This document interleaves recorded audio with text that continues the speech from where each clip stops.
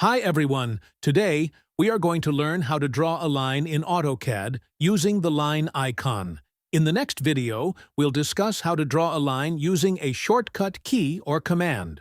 So, let's get started. If you like the video, don't forget to subscribe to the channel and press the bell icon for more tutorials.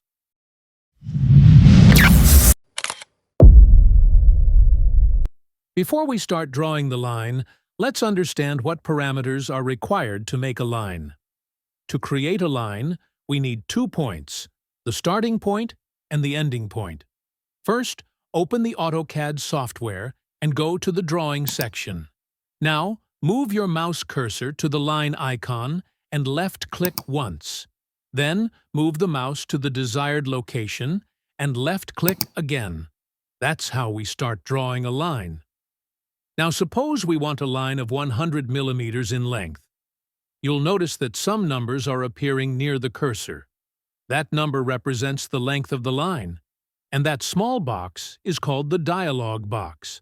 In that dialog box, type 100 and then press the Enter key. Now your line is ready with a length of 100 millimeters. You may notice that the line command is still active. As you move the cursor, the line continues to follow it. To exit or release the command, simply press the Escape key on your keyboard. And that's it.